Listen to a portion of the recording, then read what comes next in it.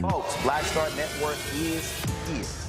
Oh, no punching! I'm real revolutionary right now. Black power. Support this man, Black Media. He makes sure that our stories are told.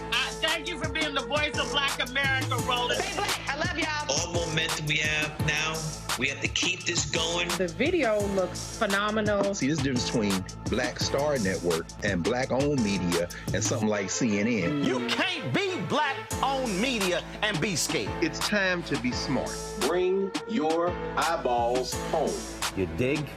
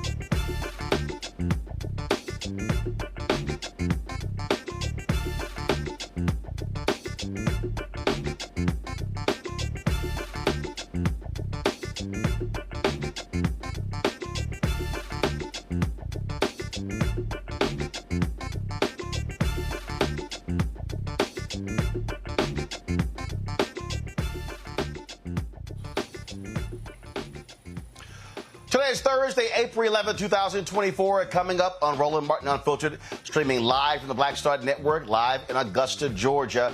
O.J. Simpson, one of the greatest running backs in college and in pro football history, has died at the age of 76. He also is remembered by many folks who believe that he was responsible for the death of two people, including his ex-wife, Nicole Simpson. We will talk about the complicated legacy of O.J. Simpson. DEI is under attack all across the country. Also, African-American corporate leaders, what is their responsibility for standing up and fighting on behalf of African-Americans? Bruce Gordon, longtime Verizon Executive and former CEO of the NAACP, will join us to talk about that. Also on today's show, House Minority Leader Hakeem Jeffries calls out Donald Trump for his lies regarding a national abortion ban. And the white police officer in Ohio who shot a black teen with a fake gun was fired 3 years ago, but negotiated to get his job back. We have the bodycam video of that shooting. That and more right here on Roland Martin Unfiltered on the Black Star Network. Let's go. He's got it. Whatever the miss, he's on it. Whatever it is, he's got the scoop, the fact, the find. And when it breaks, he's right on time and it's rolling. Best believe he's knowing. Putting it down from sports to news to politics. With entertainment just for kicks, he's rolling. It's on go, roll, roll, y'all. It's Roland Martin, yeah. Rolling with Roland now. He's funky, he's fresh, he's real, the best, you know he's Roland Martin now.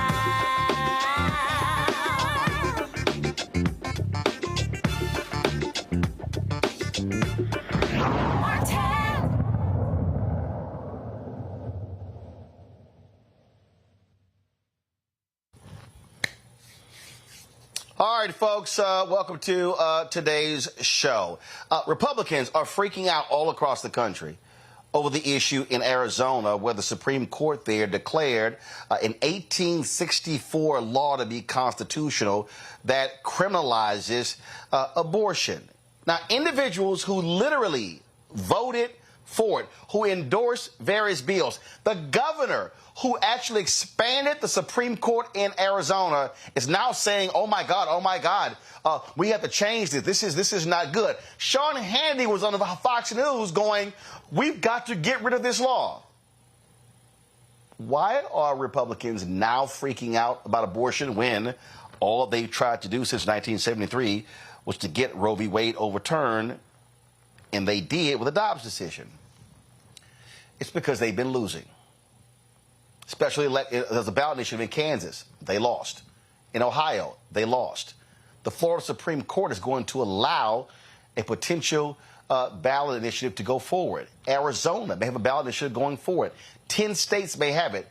Even in Alabama, after the Supreme Court's decision there regarding in vitro fertilization, a Democrat won a state seat over a Republican over the issue of IVF. And so, don't you find it quite interesting that the very people who, one, said they wanted a national abortion ban are now all retreating and, oh, no, that's not what we want. Let me bring in my panel right now. Reese Colbert, host of the Reese Colbert Show, Sirius XM Radio out of Washington, D.C. Greg Carr, Dr. Greg Carr, Department of Afro-American Studies. Howard University, Washington, D.C. will be joined in a bit by Lauren Victoria Burke with Black Press USA out of Arlington. Reese, I'll start with you. It was laughable to me, Reese, and guys in the control room, y'all see if I can get the video, of Sean Hannity saying, we've got to overturn this law. Republicans in Arizona going, oh, the legislature's got to fix this thing. Carrie Lake saying, oh, I disagree with this decision, even though she's on tape supporting this decision. They are freaking out because they have seen that when abortion and a woman's reproductive rights is on the ballot, they lose, and they are scared to death of this becoming a dominant issue and them losing in Arizona, in Florida, and other places across the country. Well, they absolutely should be scared, but I'm not buying this freak out at all as any kind of pivot in their policy. Even as all of this freak out is happening in terms of the media and the political conversation that Republicans are having, Republicans in the state of Arizona, which now currently has an 1864 abortion ban, are refusing to allow legislation on a repeal of this ban. And so irrespective of what people are saying and irrespective of the posturing that's changing, the policy that has been enacted time and time again in these Republican states is consistent with this abortion ban. It is not even of the most extreme abortion bans in the country that have been ushered in the 2020s. And so I'm not buying it one bit. And I think, to be honest, any time that we give an inch in the notion that Republicans are pivoting is helping them, because the reality is political posturing is not the same as a policy change. And I think that Republicans, if given the chance, will do exactly what they have consistently done on the state level when they're in charge at the federal level, including Donald Trump. And on that point right there, Greg, you all of a sudden you've got all of these folks and these media folks falling for the okie doke. Oh, Trump is changing his language. He's not changing his language. He's saying the exact same things. In fact, House Minority Leader Hakeem Jeffries is calling him out on this very issue. Here's what Jeffries said. Donald Trump is lying. This is an individual who has said, along with the other extreme MAGA Republicans, that they are proud to have taken down Roe v. Wade. Donald Trump put 3 Supreme Court justices in place, several of whom, in my view, misrepresented their position before the United States Senate, claiming that Roe v. Wade was settled law. And then the first opportunity they had, took Roe v. Wade down and put the women of America in a position where abortion care has been criminalized in state after state after state.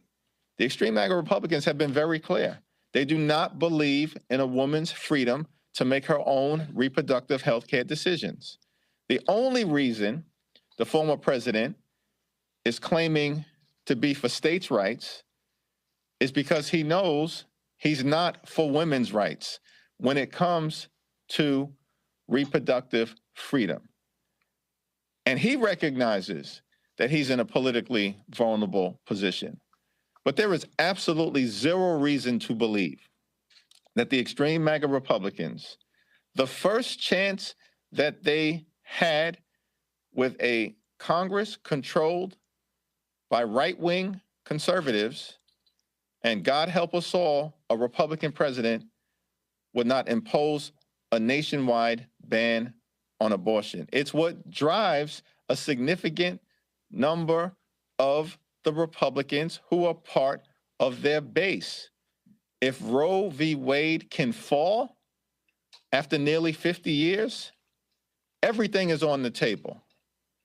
And it's not just reproductive freedom. It's Social Security. It's Medicare. And many of us believe it's democracy itself.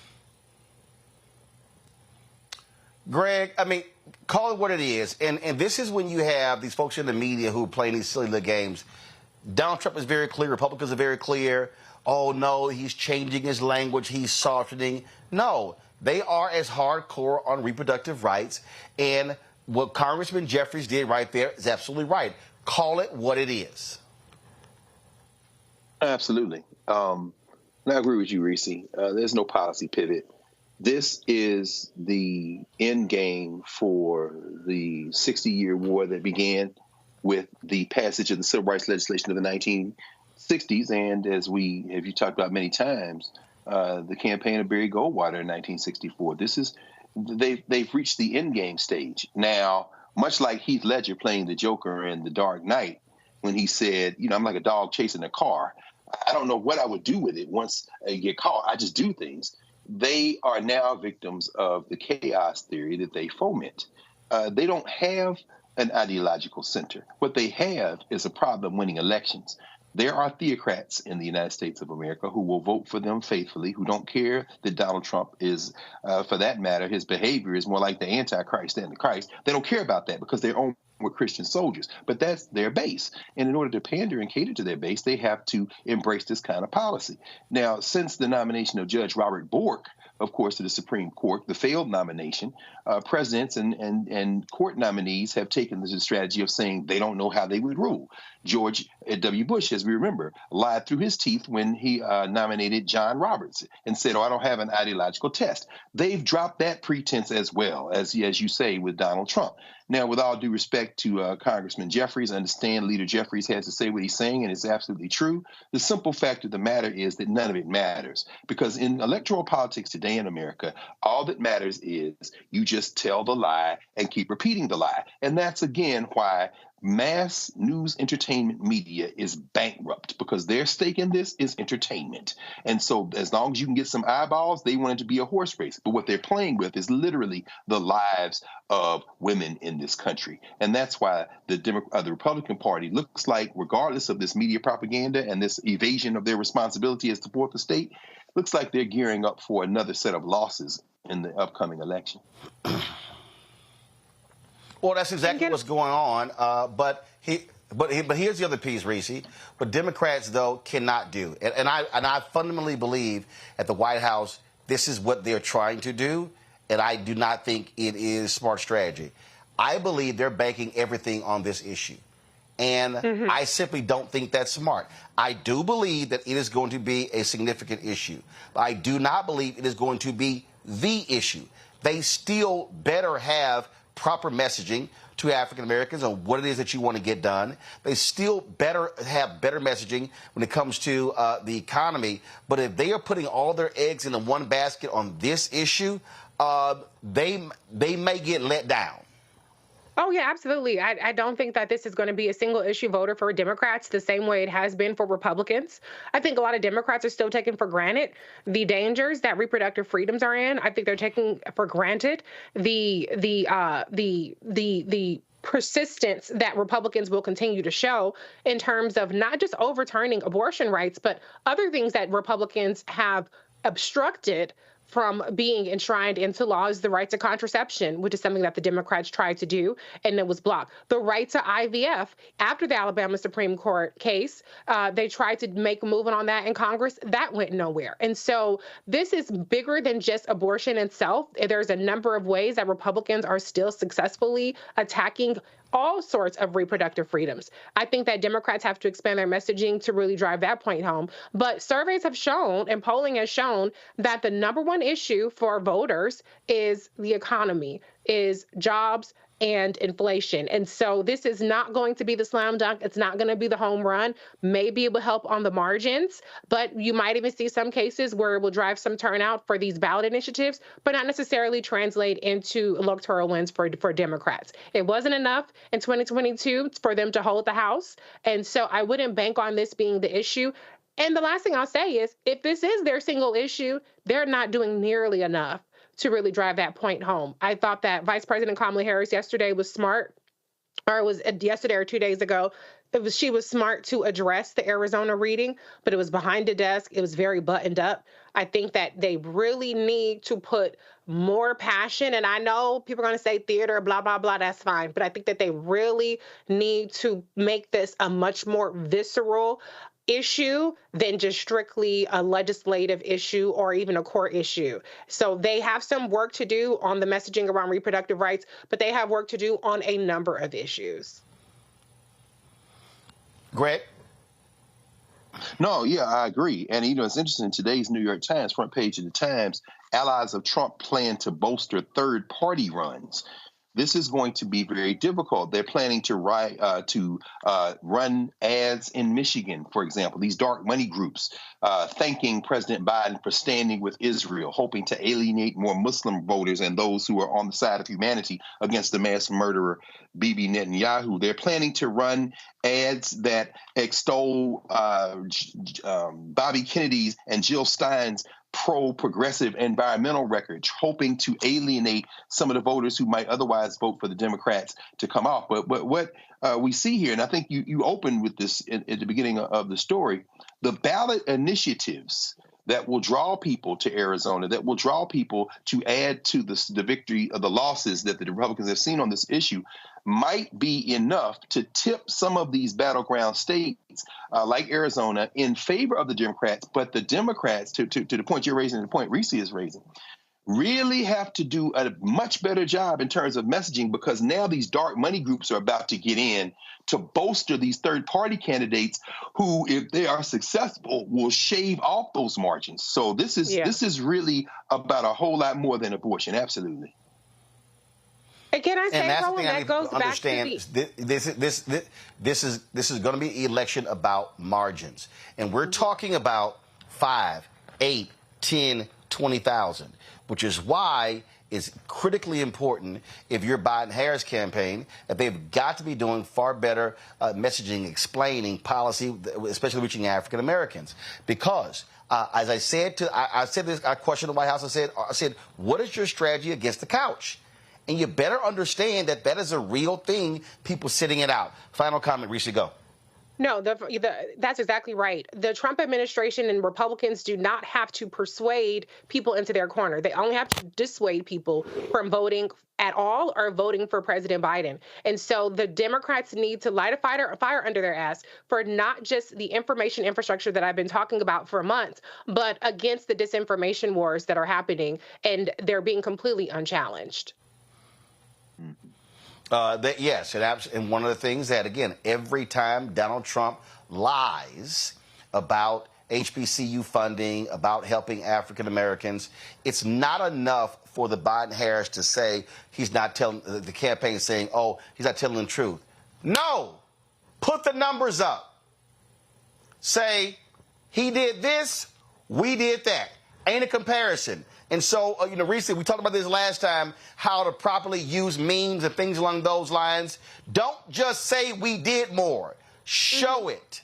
Show it. And when he lies about opportunity zones, again, I've been asking. I asked the Trump White House for it. No one could give me an answer on what has been the economic impact of opportunity zones, because they do not have an answer. And so, again, let's see if any of these folks, again, Jen O'Malley, Dylan, Anita Dunn, all y'all running the show, y'all might want to listen to the folks out here who are talking to the people every single day on the ground and know how to connect with them. Hashtag just saying. All right. Hashtag invest we come back. With us as well. Yes, absolutely, and not pennies. All right, when we come back, a lot of attacks happening across the country against DEI, against black corporate interests, various programs, you name it, is happening. What should be the responsibility and the response and the action of black corporate executives? We'll chat with Bruce Gordon, longtime executive of Verizon, also former CEO of the NAACP, who has his perspective, I think, is one that you will appreciate. You're watching Roland Martin Unfiltered right here on the Black Star Network. Fanbase is pioneering a new era of social media for the creator economy. This next generation social media app with over 600,000 users is raising $17 million, and now is your chance to invest. For details on how to invest, visit startengine.com/fanbase or scan the QR code. Another way we're giving you the freedom to be you without limits. Janet actually called me, and she said, do you remember us having an argument in the studio, whatever? And I said, no, not really, because we never argued in the studio. And she said, well, there's this piece we found, and can you come over and watch it with me? And I said, sure. And I went over and watched it, and I loved it. I just started laughing. I said, this is great, Janet. And she said, okay, so you're okay with this? I said, yeah, I'm fine with it. Because literally, we worked together for, I don't know how many days we've been in the studio together, and literally we had maybe one argument like that, right? And it was captured. But of course, that's the thing that absolutely people want to see. But yeah, that kind of thing happens. Some days that's with your voice isn't good today. Let's just go see a movie, or let's go just chill, or some days it's tough love, like you got to do that again.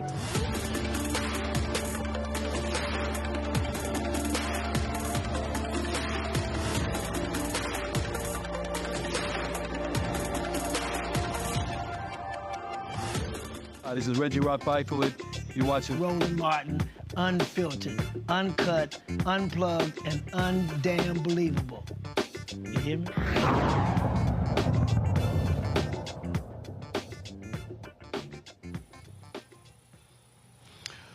All right, folks. I have been saying for quite some time that initiatives that are critically important to black folks are going to be under attack. My whole book, White Fear, How the Browning of America is Making White Folks Lose Their Minds, detail that. And what we have seen over the past several years, we've seen the attack on Black Lives Matter. We've seen the attack on what it means to be woke. We've seen the attack on CRT. Now we're seeing the wholesale attack on DEI. This is a well-funded effort to go after all of these programs. It wasn't just about the affirmative action decision that applied to colleges and universities. It's also the various programs that are happening in corporate America. Affinity groups are going to be under attack. I'm telling y'all, these things are coming. So the question really is, what should the response be? Black folks in corporate America, what should they be doing? African Americans who are board members, what should they be doing? So I had this conversation with my man Bruce Gordon, who's longtime executive at Verizon. When he retired from Verizon, he became president and CEO for the NAACP, lasted there a year. I really think they made a huge mistake, really not leaving him at the helm for longer than that. He joins us right now. So glad to see you, Bruce, to chat about this. First and foremost, how do you, just from your perspective, as someone who has been at the top of the game in corporate America, you sat on boards of directors, you're interfacing. What are you hearing from folks? Are they willing? Do they understand what the attacks are and what we're about to see over the next 6 months, a year, 2 years? So, Roland, thanks for having me, one. And two, let me just take that word perspective and put a little context, more context on it. Because my perspective is a product of 53 years in the corporate environment. My perspective started in 1968 as a trainee. It ended in the C-suite in 2003, so that's a while ago. But I was running a $24 billion business. And then it finally ended in boardrooms, and I served on 8 corporate boards. So I've had a range of experience and a lot of perspective over the years. In terms of DE&I today, when I started, it was affirmative action. And it has morphed to DEI over that period of time. And as it's morphed, I think that the consistency that has existed in our community is that we should be pushing affirmative action and its predecessor DEI or its successor DEI because it's good for black folks. We need it for our community. I don't debate that. But I think the more relevant discussion is corporations need us. DEI is not something that just serves our interest. It serves the bottom line of corporations and their interest.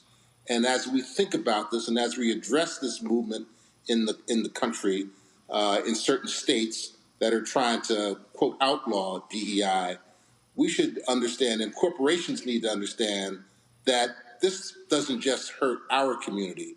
It hurts their bottom line. And they need to take it as seriously as they take other policy issues, like, for instance, tax policy.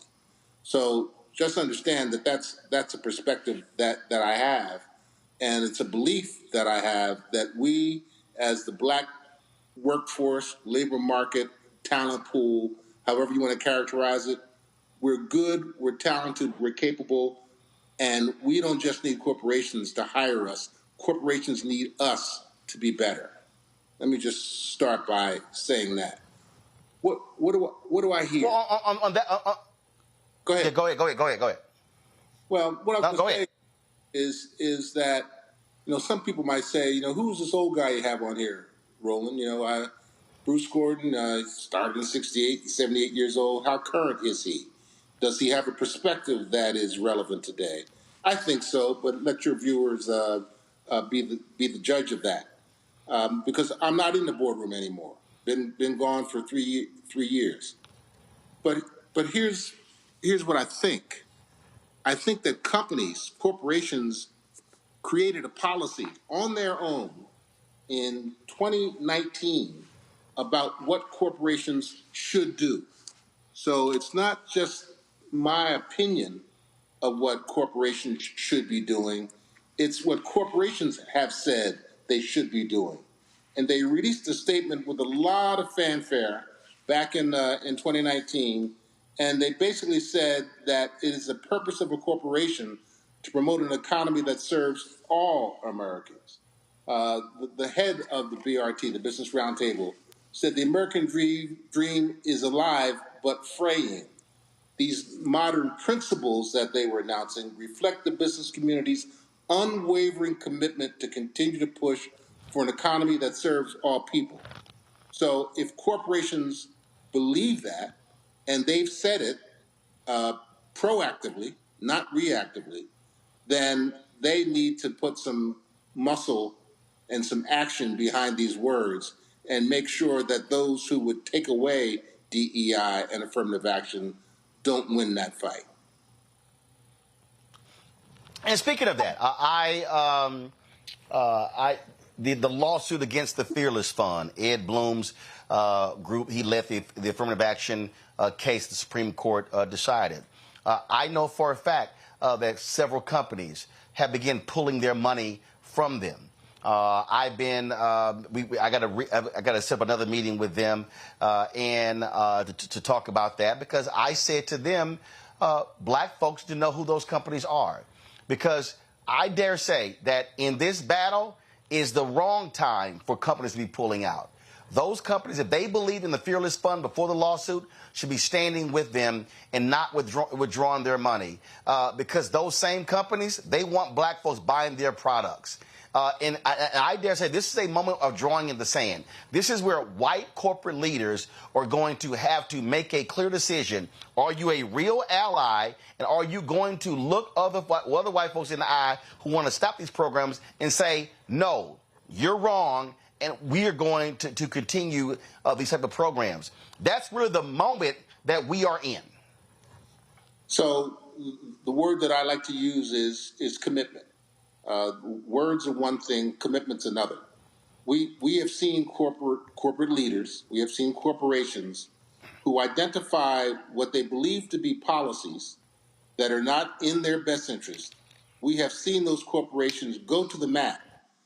They spend billions of dollars with lobbying teams, with Washington offices, with offices in state capitals, where they are constantly badgering state and local and federal officials to implement policies that they believe to be in their best interest. If they have volunteered to say that they believe diversity is a source of competitive advantage, and they've said that, if they volunteered to say that they are in business to serve all communities, and they've said that, then they need to put the same energy behind tax policy as they do behind the whole issue of diversity, equity, and inclusion. That said, sometimes it takes a while for policies to shift. We know that the political process does not always move as quickly as it should. While corporations were waiting for tax policy to go their way, they were also finding ways around it. They had an effective and have an effective tax rate versus an actual tax rate, versus a legislated tax rate. They found ways around it. They have tax accountants, they have tax attorneys, and they learn to manage their way through restrictions that are not in their best interest. They need to apply that same degree of commitment and energy towards addressing this issue of diversity in America. I think some of them have the stomach for that. Others may not. And I think where you were headed was, what's the role and responsibility of black folks who are in the C-suite, who are in the boardrooms? What's their role in all of this? But you tell me, should we go there? because that is the thing for me. I've directly said to Michael Hyder, who heads the EOC, Mike, we need you leading. We need the Black Economic Alliance. We need the Black Economic Forum. I'm just gonna go ahead and say it. I'm sorry, I am not seeing civil rights groups being effective on this. This is where our black corporate groups, folks that deal with economics, the U.S. Black Chamber Inc., this is where they have to step up, lead the effort, and then also calling in those white women, calling in Latinos, saying, hey, this ain't just about us. Y'all going to be affected as well. And so this is where there has to be, to me, a forceful pushback and a defense and going on the offense in what we're seeing, as opposed to, hey, let's fall back, stay quiet, and see how it shakes out. It's clear what is coming our way, and it is a train, and they're going to go after every single program. We already see it for law school students. They're going to go after they're going after a scholarship named after George Floyd. This thing is going to go after every single initiative up and down that has impacted African Americans and others, and we better understand what they're trying to do, and it's clear, and they are not being shy about it. So I chose a career in corporate America because I believed at the time that the civil rights movement was going to move to a different venue, and that was the venue of work, and believed at the time that getting inside that game, accumulating power and influence that would affect policy, that would in fact ultimately benefit our community, was something worth trying to do. I believed that when I started, and I believed that throughout my career. Let's talk a little bit about engagement and who needs to be engaged and how, because I sort of describe it as a 360-degree effort. Clearly, what happens in the boardroom is very impactful in terms of what companies choose to do in matters of policy. In this case, we're talking about diversity, equity, and inclusion, and black economic growth and development. So the boardroom matters. The C-suite matters. And the workforce matters, because you just referred to affinity groups.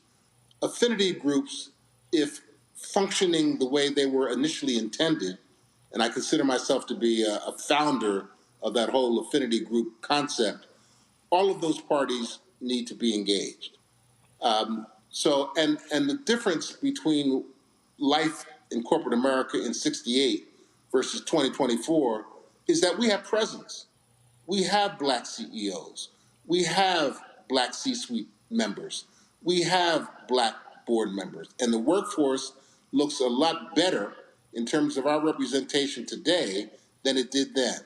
So we might argue that we don't have all the power we want, but we have one hell of a lot of power, and it's time to step up and use it.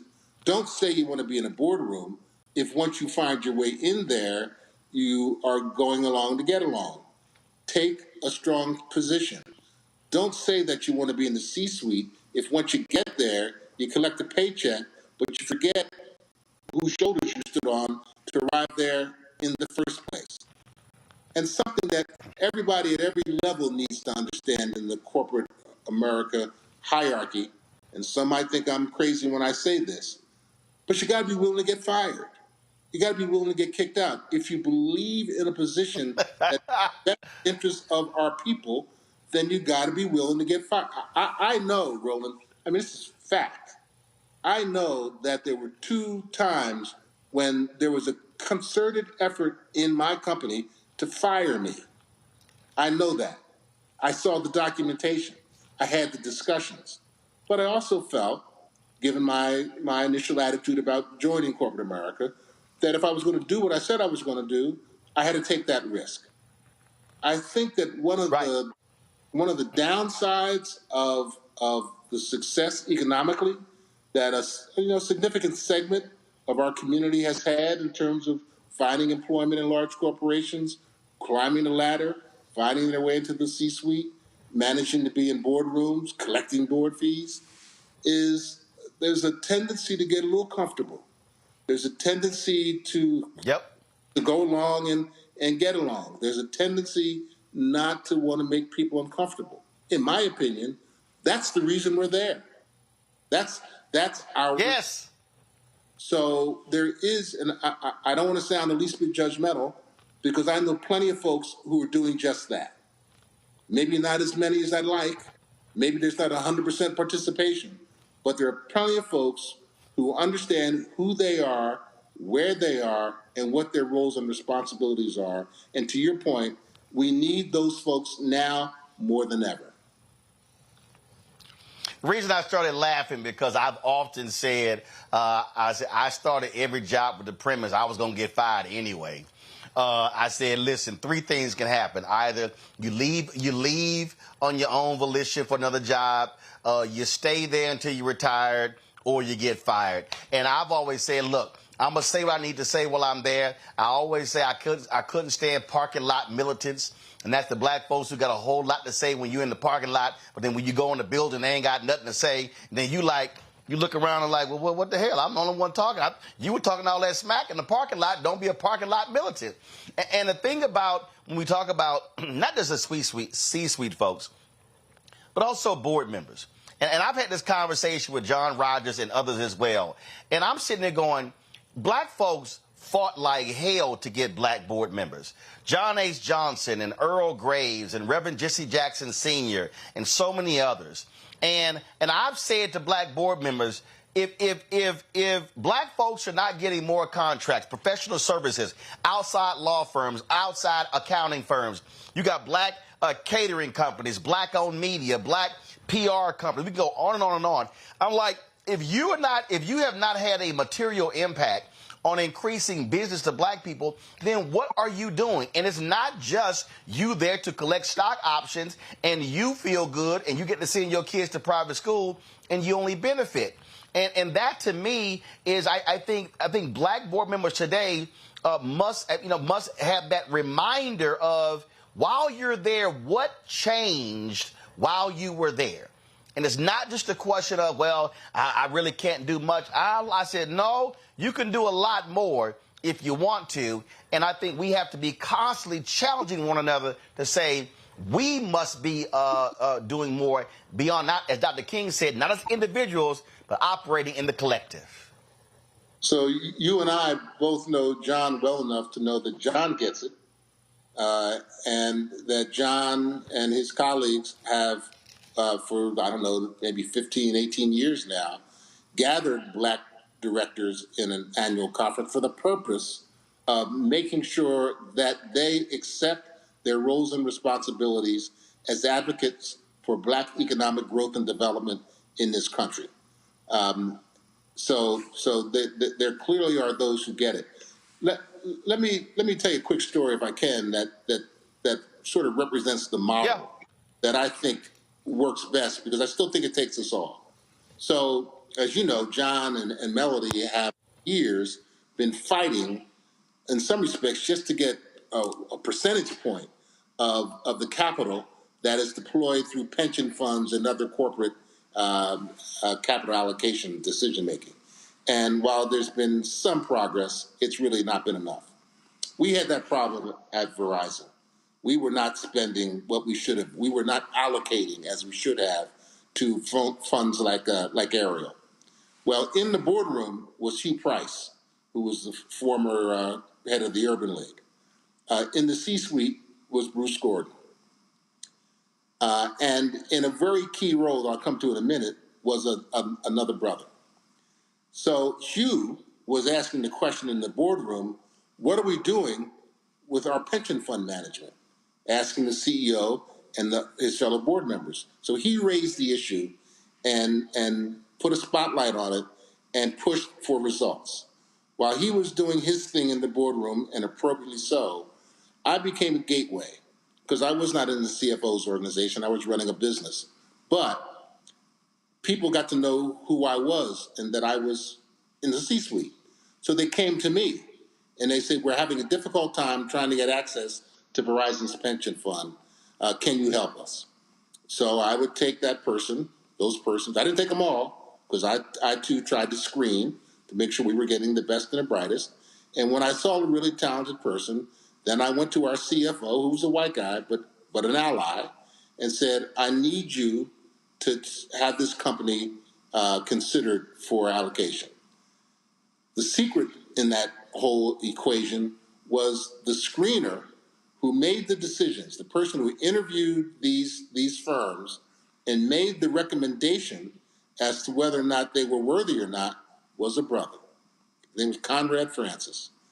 So ultimately, from you to Bruce to Conrad, with help from Fred, CFO, and Bill, the pension fund executive, we went from effectively zero to $1 billion. And we did that in probably 2.5 years. But it took the whole alignment. What couldn't just be Hugh in the boardroom, couldn't just be Bruce in the C-suite, couldn't just be Conrad, who was in middle management. It took all of us. And it took a little bit of Jesse Jackson at the Wall Street Initiative, raising that same topic in a different community, but the same relevant audience. That's how things get done. And I think we sometimes spend too much time pointing a finger at one player in that game and saying, why aren't you doing your job? Instead of recognizing that it's got to be a collaborative. And then, to your point, Roland, when you look at the civil rights groups, you have to ask the question, are they too raising these issues? Are they too putting the kind of advocacy pressure that they are able to put on the equation? It takes us all, and we need to collaborate and get it done. Absolutely. Hold tight 1 second. I got to go into a quick break. We come back. Our panel has questions. We're chatting with Bruce Gorton. Folks, I'm sounding this alarm because I need everybody who is listening to understand what is at stake. This is not the boy who cried wolf.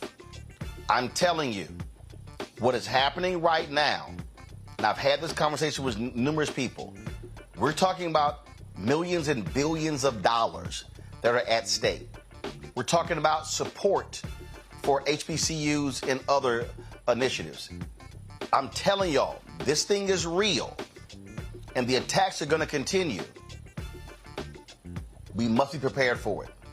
You're watching Roland Martin Unfiltered on the Black Star Network. Be sure to support us in what we do. Y'all know, look, we're fighting a good fight, trying to get more black advertising dollars for black-owned media. It is not easy. Your support is critical to be able to do this. Our goal is to get 20,000 of our fans on average committing at least $50 each. The goal is to raise $1 million from our fan base every single year. I don't have millionaires and billionaires giving money to our show.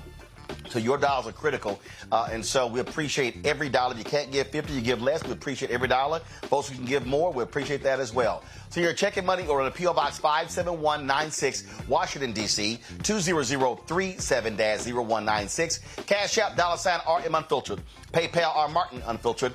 Venmo is RM Unfiltered. Zelle, Roland at RolandSMartin.com. Roland at RolandMartinUnfiltered.com. We'll be right back. Next, on the Black Table, with me, Greg Carr, a conversation with Professor Toyin Falola, a man described by many as an African intellectual legend. He is without a doubt the most important and prolific writer, thinker, teacher, and servant of African studies in the modern world. And then, today,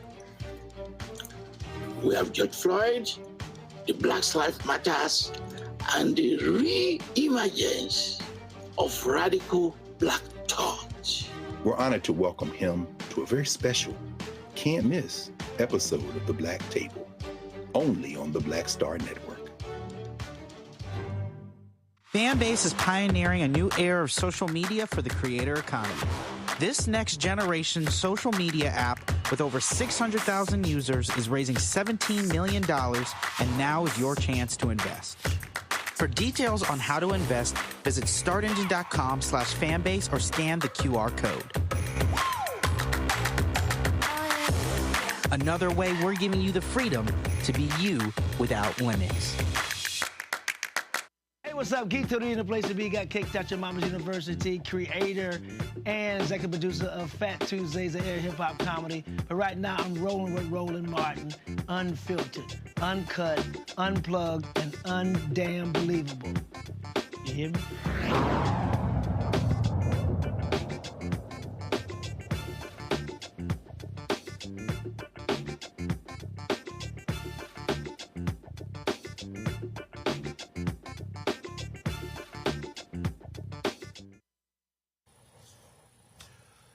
All right, folks, welcome back. We're chatting with Bruce Gordon, retired Verizon executive.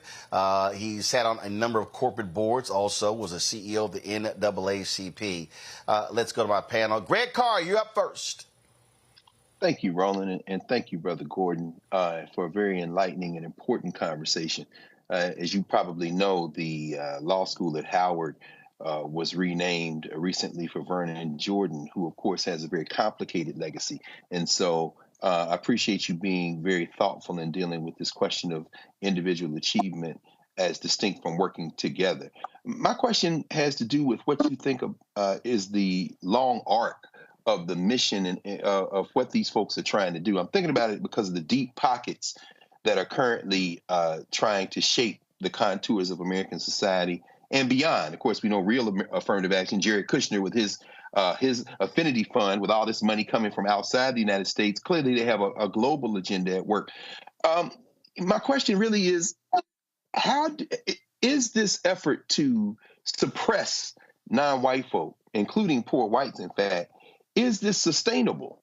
I'm thinking about the attack on HBCUs in particular, and how now they seem to not just be satisfied with trying to eliminate DEI in white spaces, but trying to restructure black spaces as well by saying that you can't perhaps even consider race in, for example, admissions criteria at places like Howard or Meharry or Morehouse College of Medicine, School of Medicine, medical schools. Is this sustainable, this all-out assault on non-whiteness?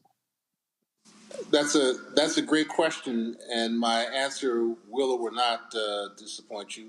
I think it is sustainable. I think that the threat is, for our community, an existential threat. I think it's deep-seated. I think it is funded by the wealthy and the white poor. It is a coalition with incredible power and influence. And yes, I think it is sustainable. That doesn't mean that I think we can't come out on top. That doesn't mean that I don't think we can do something to curb and reverse their momentum. But we should view it with enormous concern. I don't think Roland is being hyperbolic at all with how he's described the circumstance. But the question becomes, what's at the root of it? Why? And that's complicated, but to say the least. But I think there are two things in play that end up sort of complementing each other. I think for those who have achieved some level of wealth in this country and who believe in their right to pass on their wealth to the generations that follow, it's an economic issue.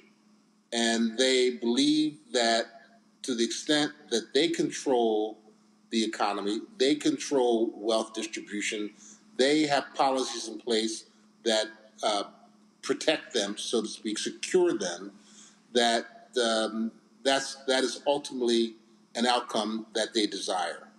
So to be fair about this, I don't think all white folks are like that, but there are plenty. So that's one thing.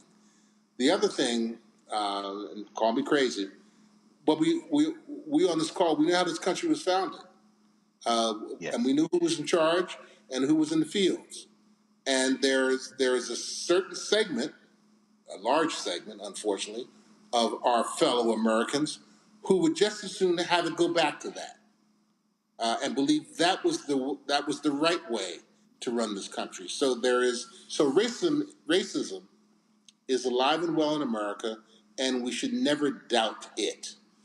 The battle for wealth and the retention of wealth and the distribution of wealth is also alive and well. And I think it's those two things that sort of collaboratively create the momentum that puts this at risk. So yes, I think to the extent that these two forces continue to collaborate, it's a sustainable movement, and we should be worried about it. Not undefeatable, but certainly sustainable. Is that fair? That's more than fair. Thank you, Brother Gordon. Thank you. Reese.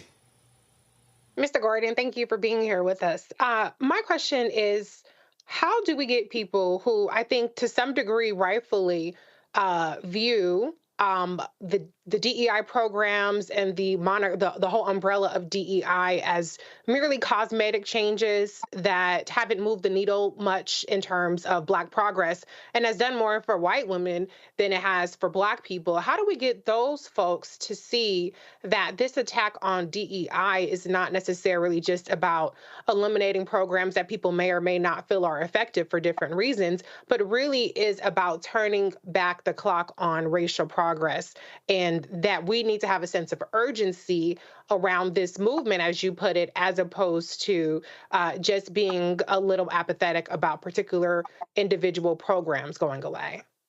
And your question, if I make sure I understand, is how do we in our community? Yeah, how do we get our community to kind of get off the sidelines, get our community, people that don't perceive DEI programs as really having moved the needle for us, to see that whether or not they feel like those programs are effective, a larger movement is at play to roll back racial progress?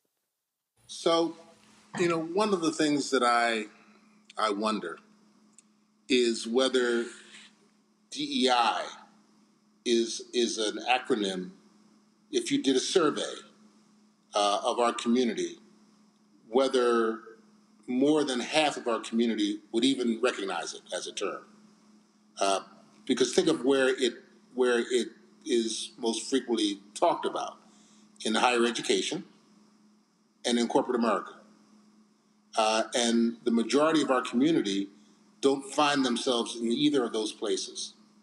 So it's one concern I have is in terms of raising the awareness, it may not be a kitchen table topic that gets their attention. They're more concerned, those of us less fortunate than us, those assembled on this call, they're more concerned about feeding their families today. They're more concerned about getting their kids educated. There are more fundamental issues, more survival-like issues that I think have their attention. So that's not to say that we shouldn't be educating those who don't get it, but I think we need to segment our community of Black folks and really ask the question: what are the issues that are most important to each segment? Because we're not a homogenous group. And I'm not satisfied that we address our broader community in the sophisticated, segmented way that we need to. I'm not sure I'm answering your question well, but that was actually perfect. I wholeheartedly agree with you. Thank you. Okay. Law Victoria Burke. Hey, Ms. Gordon, nice talking to you. With everything that we're seeing right now, can you name anyone who's doing it right? Maybe 2 or 3 companies that are actually doing well with DEI that you're saying to yourself, wow, they're standouts at a time when we're getting all this pushback?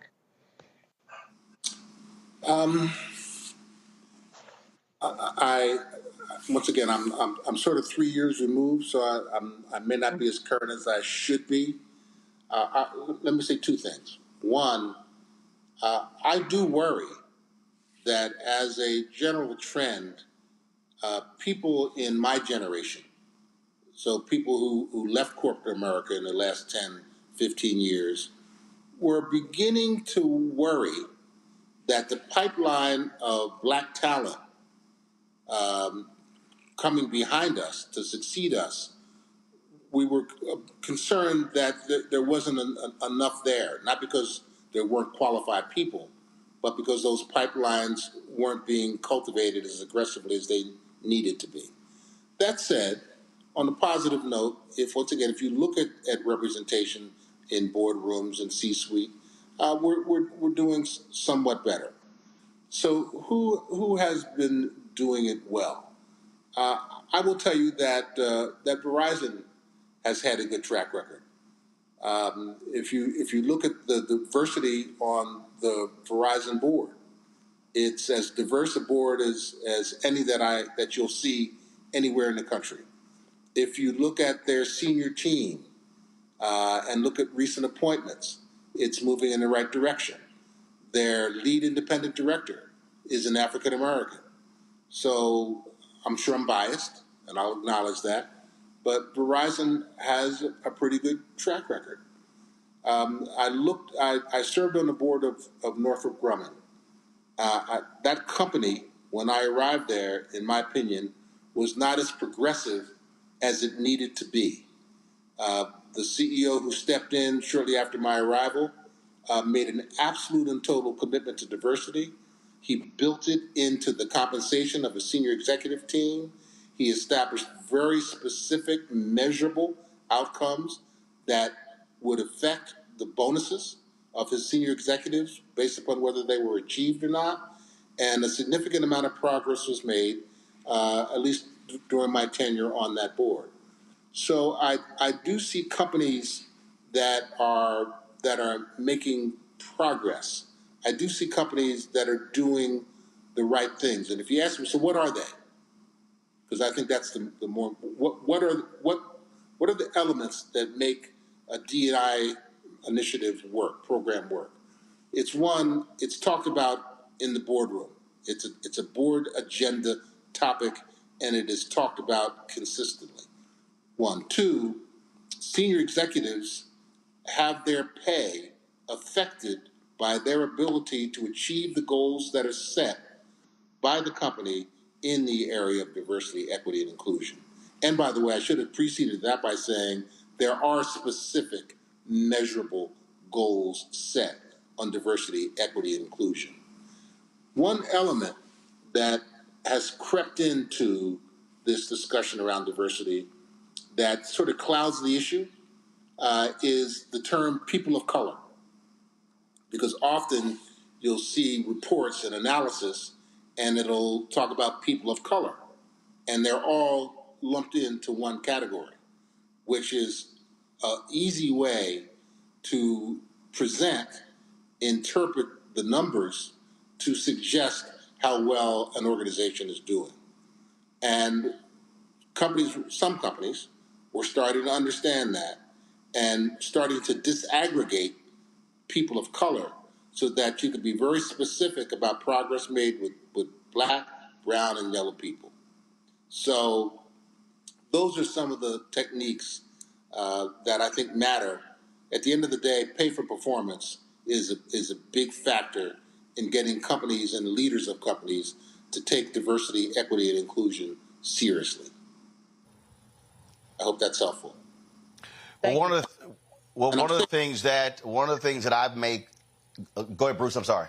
I was just saying, what I'm about to say, I'm saying too late. But you guys make me feel like an old man when you say Mr. Gordon. So Bruce is good with me. Go ahead, Roland. Well, trust me, when people call me Mr., I say, listen, I'm Roland. My daddy is Mr. Martin. He's 77 this month. I'm 55. So I understand your point. Here's the thing that in final comment, because one of the things that I have been doing is, and we're still trying to get the Black Economic Alliance on the show. I made it clear to Michael Heido, look, EOC, want you on the show, and the rest of these people, because I know what I'm seeing, I know what I'm hearing, and I understand the landscape, because I also understand history. And the reality is, in American history, anytime there's a period of black success, it's been followed by white backlash. And those 8 years of Obama pissed off a lot of people. I knew what the heck was coming. The lawsuits are in front of us. These things are there. And so what I'm saying to folks is understand what we're going up against is a well-funded, well-organized effort because they recognize that the demographics of this country are changing. And what we cannot afford is to be complacent, is to be comfortable. I look at all of these companies that announce these billions of dollars in commitments post George Floyd, and I have said to the Urban League, the NAACP, and Reverend Al Sharpton's NAN to Rainbow Push, now under Freddie Haynes, that we should be calling those people to the carpet by saying, if you promised $100 billion, then you should be spending the $100 billion. We should be challenging them on black-owned advertising, challenging them in every place, because again, a lot of these companies, they want our money. They want us buying their products, but there's a return on investment when it comes to that. And that, to me, Dr. King said that in his final sermon on April 3rd, 1968, when he said that we're fighting for sanitation workers and we must redistribute the pain. He said those who do not do business with black people, we do not do business with them. And that, to me, is how we also get their attention, because the last thing they'd want is for us to, as King said on April 3rd, is to withdraw our money. And that, to me, is the most powerful weapon that we have. Bruce, final comments. I want to really close out with some comments, Roland, about the organizations, because you've said it a couple times, and I understand. And there's no question that these are organizations that are in a position to make a difference. So the ELC, I've said this to leaders of the ELC. I've been a member of the ELC, but I have, for a long time, believed that ELC punches below its weight. And I think by having black C-suite membership and having the kind of numbers and the kind of access that ELC has to the corporations that are represented in its membership body, I do believe that ELC is punching below its weight. And while it's done some very positive things, it could be far more impactful than it has been. And since I have been a member of ELC, so that I'm not casting dispersions, I could have done a better job too, and I'm not happy with where things are today. Black Economic Alliance, you and I have talked about BEA. It's a relatively young organization. As you know, I'm one of the founding board members, advisory board member today. Frankly, the organization in a short period, because it was only founded in 2017, has gotten a lot accomplished. And in terms of its mission of having a voice in policymaking, particularly at the presidential level, much of the Joe Biden platform in 2020 was influenced significantly by input from the Black Economic Alliance. So I still am optimistic that it will continue to grow, continue to develop, and continue to be impactful, and probably needs to do an even better job of making folks aware of who they are. And then the third organization that doesn't get talked about nearly as much as I wanted to be talked about is the NAACP Legal Defense Fund. In my opinion, it is the single most important civil rights organization in our country. And the work that they do in the judicial system at the federal, state, and local level is unparalleled. It too needs support. It needs funding. A good amount of the post-George Floyd murder commitments actually went to LDF.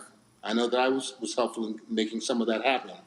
And I just want to make sure that as we as a community look at our organizations, we should critique those who are underperforming. We should encourage those who are trying to become good performers, and we should cheer for the ones who are delivering day in and day out. And the Legal Defense Fund is delivering for our community, and we all need to get behind it and support it. Well, I'll tell you, look, we call them often to get Janae Nelson on this show. We've had some of the other lawyers that have been involved in their cases on the show. We also are constantly, when Christian Clark led the Lawyers Committee for Civil Rights Under Law, and also now Damon Hewitt And I'm often saying that our legal groups have played a huge role. And so I absolutely believe in elevating them. And the reason, you know, when I'm calling all of these folks and I'm saying, look, we want you to come on because I always say it, don't just talk to CNN or talk to MSNBC. Our people need to realize that these groups exist and the work that they're doing. And because if our people understand this, and when somebody says, well, man, folk not doing nothing, we can then say, wait a minute, hold up. They were just on the show. This is what they're doing. They're doing this, they're doing that. And so I believe it's important that our folks absolutely know that, understand that.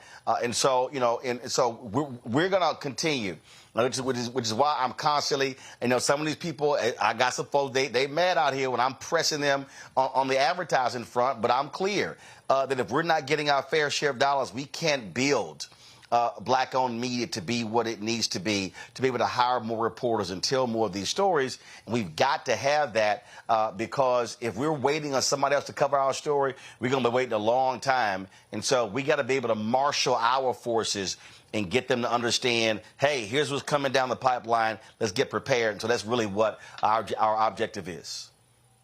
Well, let me tell you something. I know what you're doing. I know how long you've been doing it.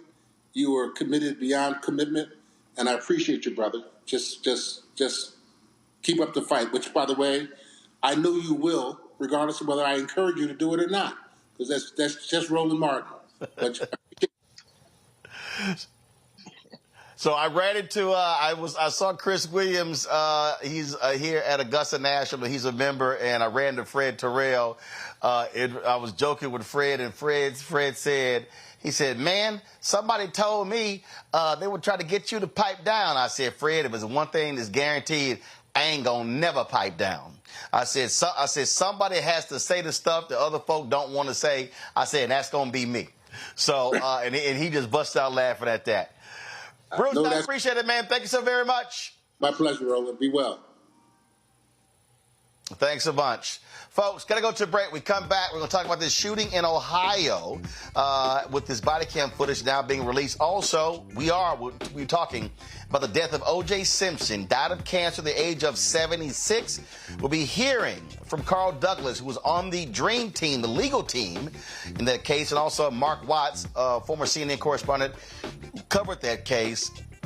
Complicated legacy, O.J. Simpson, and a lot of people who are even expressing their thoughts on social media, being attacked for even offering condolences to his family. We will talk about Orenthal James Simpson right here on Roland Martin Unfiltered on the Black Star Network.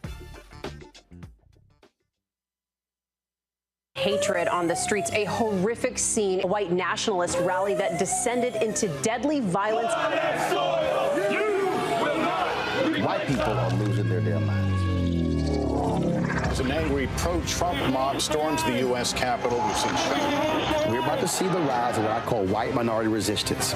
We have seen white folks in this country who simply cannot tolerate black folks voting. I think what we're seeing is the inevitable result of violent denial. This is part of American history. Every time that people of color have made progress, whether real or symbolic, there has been what Carol Anderson at Emory University calls white rage as a backlash. This is the rise of the Proud Boys and the Boogaloo Boys. America, there's going to be more of this. Here's all the Proud Boys, guys. This country is getting increasingly racist in its behaviors and its attitudes because of the fear of white people. The fear that they're taking our jobs, they're taking our resources, they're taking our women. This is white fear.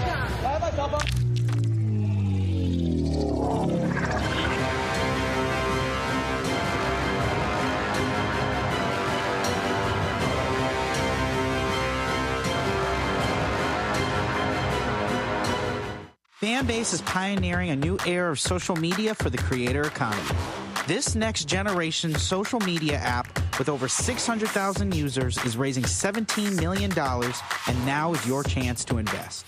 For details on how to invest, visit startengine.com/fanbase or scan the QR code. Another way we're giving you the freedom to be you without limits. Hello, I'm Paula J. Parker.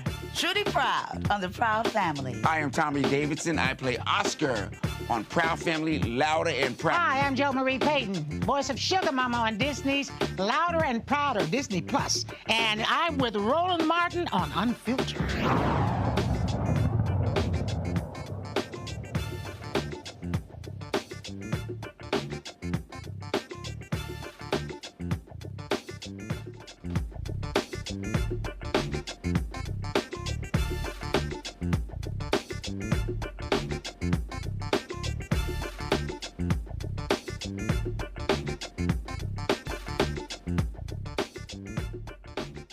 Wait.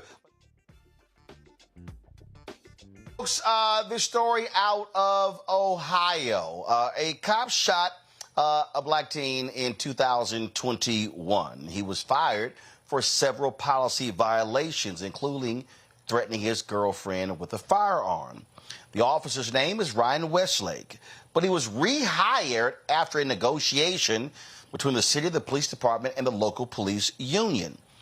Now, this latest incident that took place was on April 1st. Westlake was responding to a call for someone pointing a gun at a variety of homes. Within seconds, Westlake encounters 15-year-old Tavion Kuntz Williams. He fires a single shot, hitting the teen in the hand. Now, we're about to show you the disturbing video, so if you want to look away, please do so. I just want to give you that particular warning. And so here is the footage of that shooting. Hey, where are you coming from? Can I see your hands real quick? Oh, shit! Hey, shit. Hey, it's fake! Shots fired! Shots fired! It's fake! It's fake! It's fake! It's fake! It's fake! Shots fired! It's drop fake. To the ground! Drop to the ground! Drop to the ground! It's fake! Drop to the ground! Fake. Drop to the ground! It's fake! It's fake! I promise! Hands behind your back! Fuck! Hands behind your back! It's fake! All right, man. I'm here to help. Oh, shit! My hand hurts! Fuck! Fuck! Bro, I'm hurt from my head, bro. All right, let's get him medical treatment. Fuck, man. Fuck. Listen, I wanted to be safe. I just called. Get the cuffs off. Do I still got my pinky? Yeah, can you start at the refuse? This male has shit. Laceration. Fuck.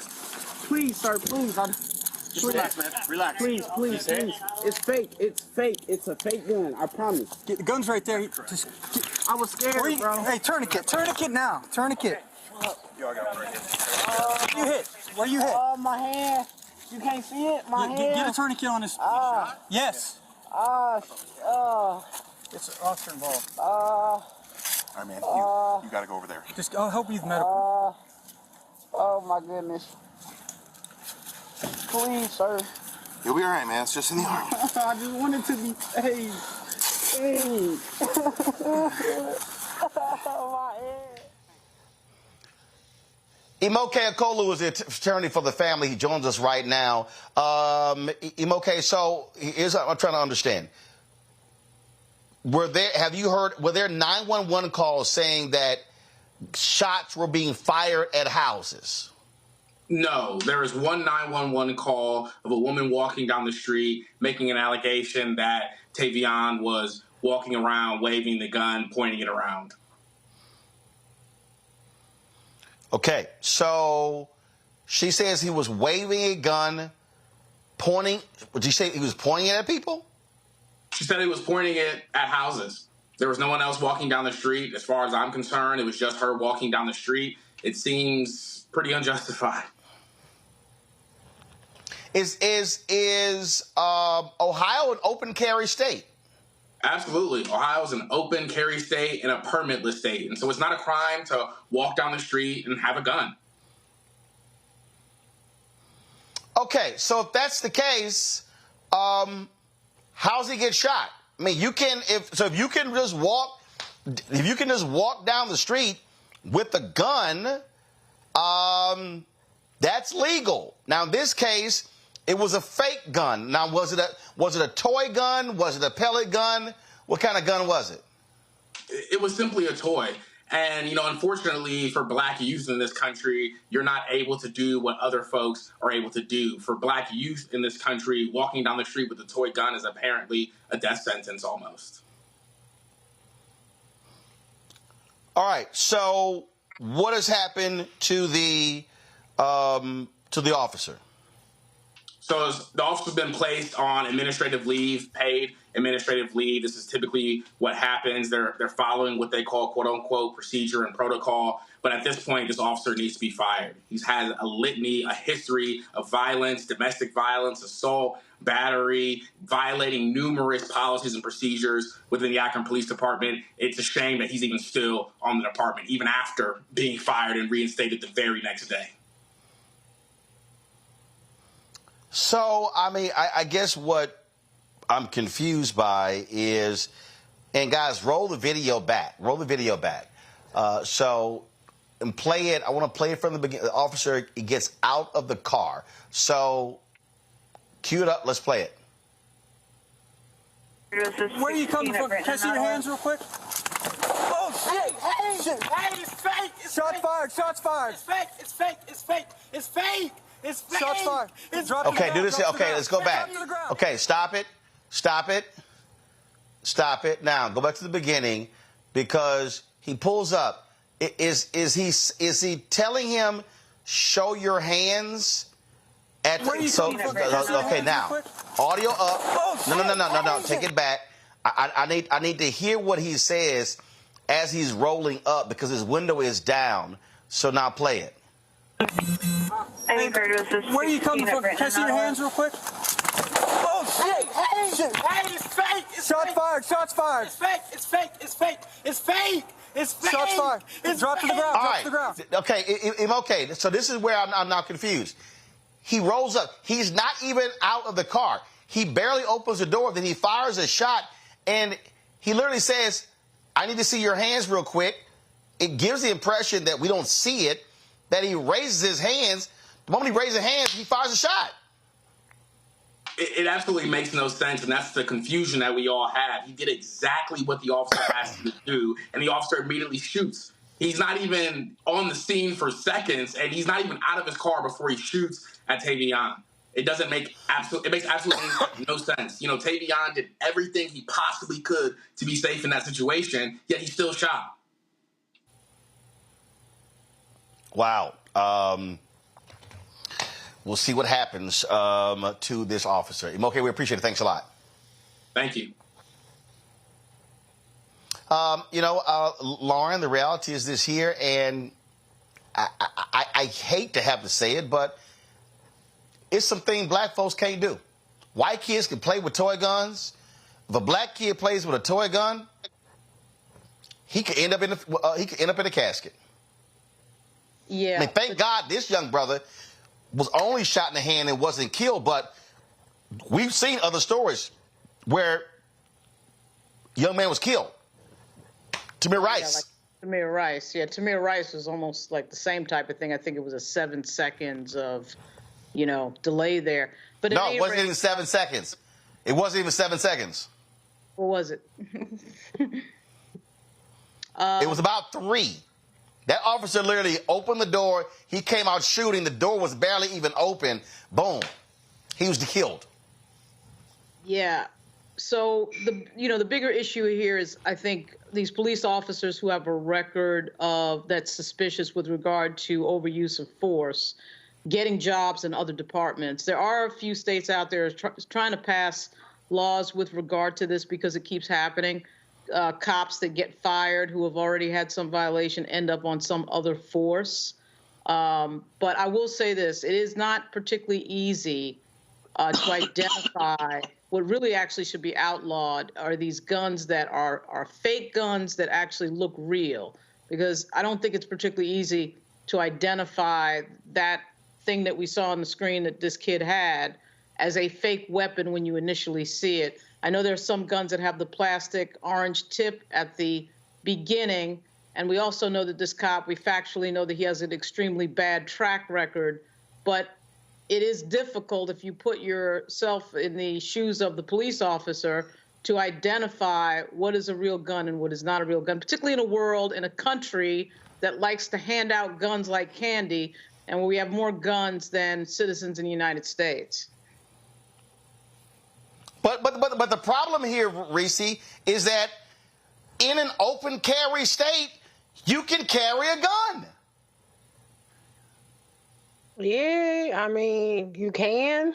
Maybe in your holster, maybe in your back pocket, like this. I don't know. Like when you get pulled over by the cops. I mean, No. You can walk around like this? There have been videos. Yes, there have been videos of people with guns just walking around, and you're not required to have it holstered. Okay. I'm going to look up Ohio. Go ahead. I'm going to look up Ohio and see what their law says. Well, I'll just say this. I wouldn't walk around like this anywhere with a toy gun that looked like that. I wouldn't advise anybody to do that. But I think the point about this cop's history of allegations and alleged misconduct is a reason enough to be disqualified. I don't think if we got to the point where cops were disqualified for actual misconduct, maybe we wouldn't have to get to the point of having to argue that a cop shooting a black person should be the straw that breaks the camel's back. I think that any kind of misconduct should be acted upon. But I'm glad the young brother's okay, but I'm not defending this. That's just me though. I'm not saying anybody else is wrong for having a different opinion, but for me, I wouldn't advise walking around like this. That's just me though. Right, and so this is so here's I don't, for me, this isn't about defending actions, Greg. That's one. What it does go to, which is still an issue, is how officers respond when they arrive on a scene. If you give a direction and somebody complies with the direction, how are you barely out of the car and then you fire the gun? And so I think and again, the video does not show us when this young man turns around. We hear the officers say, hey, let me see your hands. And then the officer is not even out of the car. He's firing the shot. I think the issue this officer might have is an unlawful discharge of his weapon, because the guy was following his orders and already he said, let me see your hands. Now, he didn't say put the gun down and then the young man didn't comply, then he shoots.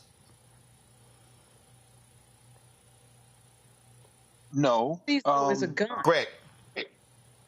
Yeah, I think that the issue that this punk Westlake has, as he sits on paid vacation, perhaps getting drunk like he was in Florida when he was brandishing the gun and threatening his girlfriend and other things.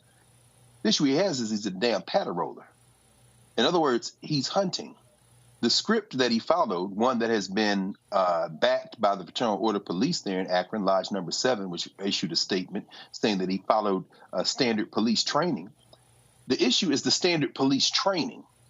You see, this is structural. Something Bruce Gordon said in response to Reese, I think you were talking with him. And he said, we have to ask, what are the issues that face our segmented groups? That resonates very powerfully. All the C-suite talk and all the DEI talk and all the question of corporate responsibility of those of us who have been put in those positions to do something, that can be brought to bear here. Remember in Ohio, Walmart and John Chapman in Walmart with the BB gun. Where's the boycott of Walmart? We can organize people on the ground to say that we need to put economic pressure on the Chamber of Commerce in Akron. We need to put economic pressure on businesses in Ohio and beyond until they put economic pressure on the patter-rollers who are following their standard training. Recognize that the first thing that this hunter said was, where are you coming from? In other words, since these are fugitive slaves, since we are all fugitive slaves, we have no right to even be in the world. The punk pulled up. The first thing he said is, where are you coming from? And then let me see your hands right quick. In other words, move straight to the colloquialisms. In other words, I'm gonna speak to you like I'm hip, like I'm cool. He called that boy man at least 3 separate times. And then these other patter rollers show up. And one of them says to this punk Westlake, man, you got to go over there. Why? Because we're arranging this so that your hunting will not be punished and you can go on paid vacation for a little while. The problem that Westlake has, in addition, thank the ancestors, of being a bad shot, because no way that he meant to wing that boy on the wrist. He was aiming for something else and he probably would be dead. The problem he has is the structure that not only supports him, that not only enables him, but requires him to act as he does. And until we deal with that structure, this is just going to keep going. And you would mention the holding the BB gun. That was John Crawford III, who was shot in a Beaver Creek, Ohio Walmart. And he was actually carrying a gun in the store that was sold at that Walmart. Got to go to the break, folks. When we come back, Orenthal James Simpson, O.J. Simpson, dies at the age of 76 to cancer. Lot of expressions regarding his death. Some saying condolences to his family. Others have said O.J. can rot in hell. We'll be joined by Mark Watts, who covered the O.J. Simpson trial, as well as Carl Douglas, who was one of the attorneys. Right here on Roland Martin Unfiltered on the Black Star Network.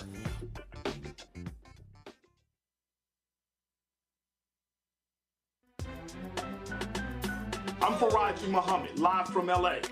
And this is The Culture. The Culture is a two-way conversation. You and me. We talk about the stories, politics, the good, the bad, and the downright ugly. So join our community every day at 3 p.m. Eastern and let your voice be heard. Hey, we're all in this together. So let's talk about it and see what kind of trouble we can get into. It's The Culture. Weekdays at 3, only on the Black Star Network.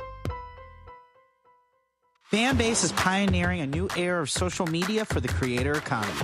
This next generation social media app with over 600,000 users is raising $17 million, and now is your chance to invest. For details on how to invest, visit startengine.com/fanbase or scan the QR code. Another way we're giving you the freedom to be you without limits. Hey, what's up? It's Sammy Roman. Hey, it's John Murray, the executive producer of the new Sherry Shepherd Talk Show. It's me, Sherry Shepherd, and you know what you're watching, Roland Martin Unfiltered.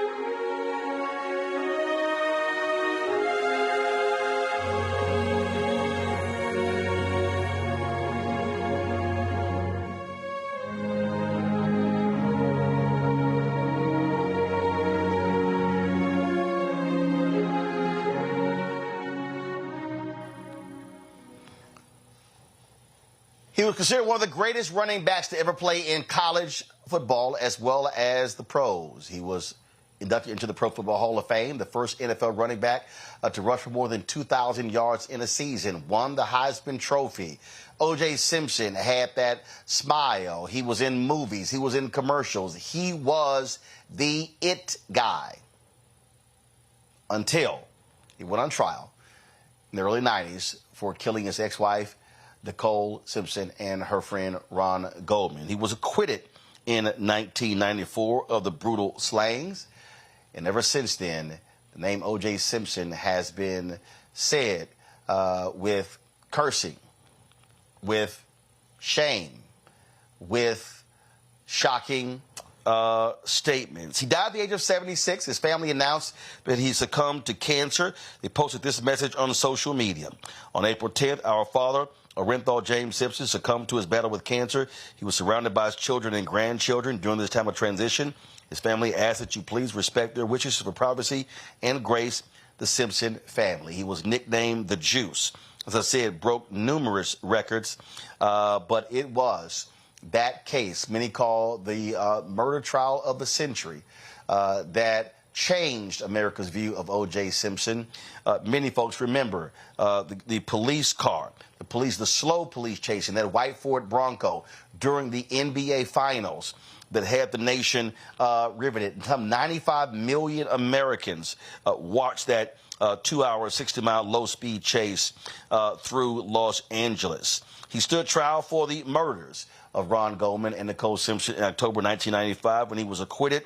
12 years later, O.J. Simpson was arrested after leading a group of men into a Las Vegas hotel casino to steal at gunpoint what he said was his own sports memorabilia. He was charged with several felony counts, including kidnapping and armed robbery. The following year, he was found guilty and sentenced up to 33 years in prison. He was paroled on October 1st, 2017. O.J. then moved to Florida, where he often played golf every day, posting videos, things of that nature on social media, commenting on all sorts of stories. Mark Watts was a CNN correspondent at CNN covering that trial. He joins us right now. Mark, you also played football at the University of Washington, and so your perspective here is not just from a media standpoint covering the trial, but also as a wide receiver playing for the Huskies. And I mean, O.J. Simpson was a USC Pac-10 god when he played there, and he was still seen that way in the NFL. Yeah, and I also worked for the National Football League at one time as well. Condolences to the Simpson family. Arnell, Sydney, Justin, and Jason lost their father today. And whenever I talk about the Simpson case, I also want to acknowledge that two people also tragically lost their lives, Ron Goldman and Nicole Brown Simpson. What was the question again regarding the question? Yeah. Sad day for all of us. Well, in terms, I mean, he was a, you know, prior to obviously the trial. I mean, O.J. Simpson was a god at USC in the Pac-10, one of the most revered athletes in college and pro football history. But all of that changed when he was charged with these two murders. Absolutely. Yep. Anybody who played high school football in the 80s and in the early 90s and played running back, we all wanted to wear 32 because the Juice or Jim Brown. That's how far back his legacy goes. But yes, as you said, Roland, unfortunately, he did not live a great life past 1995. It took a toll on him. He came down with prostate cancer, and he succumbed to it this morning in Las Vegas. When you think about, I mean, the ramifications and the blowback even today, when you look at a number of people who've actually offered their condolences on social media, they have been immediately attacked. And so even in death, O.J. Simpson still engenders a lot of strong feelings from people. Right. He cultivated a lot of enemies along the way. And I sat through all 16 months of that case. There were four principal reasons why the prosecution failed to win conviction in that case. It was the DNA evidence. It was sloppy evidence gathering. Mark Furman was portrayed by the defense team as a racist rogue cop who could have possibly planted the right-handed glove at O.J.'s Rockingham address. And then there was a botched glove demonstration as well. That took place June 15th, 1995, where O.J., although the fact that he was sort of a B-league actor, he convinced the jury on that day that the glove, the left-handed glove, did not fit. He couldn't pull it over the palm of his hand entirely. So, yeah, when the verdict finally came out, October 3rd, 1995, it was largely split, and the verdict was a polarizing event in the United States of America. 60 to 70% of whites felt that O.J. Simpson was guilty. 60 to 70%, even a larger percentage of African Americans in Los Angeles felt O.J. Simpson was not guilty. Was it a revenge verdict, if you will, for what happened in the Rodney King not guilty verdicts of the officers who beat Rodney King? And there was also a case that was known as the Soon Jadu murder case. She shot Latasha Harlins, a teenager who was accused of stealing less than a $2 container of orange juice. So at that time in the early 90s, Los Angeles was a powder keg. It was an explosive community.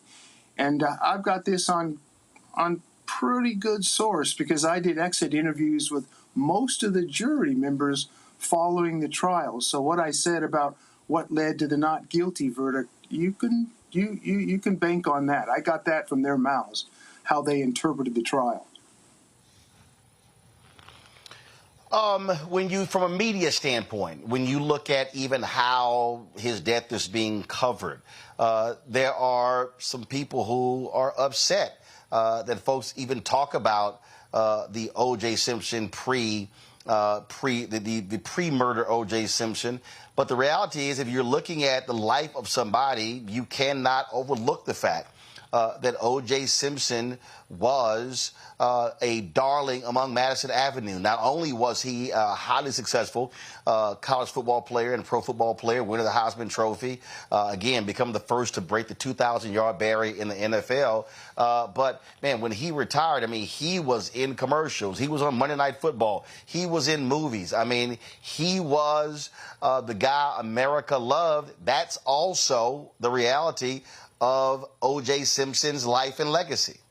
Right. He had built himself so high up there, Roland.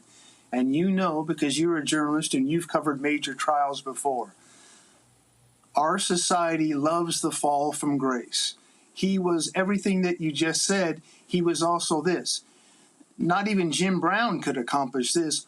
O.J. was the first Black American athlete in the United States, first African-American athlete to receive major sponsorship and endorsement from large cap and major corporations in the United States. Before LeBron, before Magic, before anybody, there was O.J. So we have to give O.J. his props, as you said, for the doors that he broke open, for the barriers that he ran through. It's unfortunate, however, that he is known for something infamously, what sort of brought me onto your show tonight. Isn't it also, I think it's also interesting that when we look at this, I mean, look, he was acquitted in 1995. You're talking about next year, 30th anniversary. This trial, everything around this case still is riveting today. A person who's Gen Z today may not fully understand how shook, how divided this country was when it came to the arrest, the trial, everything around it. I mean, it absolutely captured everything in America. Yeah, it was all that. I remember it was pretty much the only story that I covered for 16 months, from June 94 all the way to October 95. It was the only story that I was assigned to as a CNN correspondent based in Los Angeles. It was also this. It was America's first unscripted reality show. This was before there was such a household term as reality television. O.J. Simpson was the trial was the first unscripted reality show that the world had ever seen. And I'll never forget it. On verdict day, I was wrapping up an interview with constitutional law professor Alan Dershowitz. And someone came up behind me and said, "Hey, Watts, this is a reality show." And Professor Dershowitz and I looked back like this, and we said, "Reality show? What's he talking about?" And I excused Professor Dershowitz because he had to get upstairs because the verdict was about ready to be read. But yeah, it was all that. So many people were fighting to get on the jury panel. It was a reality show and such a highly publicized court case. It generated astronomical ratings for CNN. It led to so many spin-offs. People who names you'll know: Greta Van Susteren, Dan Abrams, Cynthia McFadden. It was just so many spin-offs where people got their own television shows. Attorney Johnny Cochran also had a show. There were so many things that sprouted from this because it was so huge.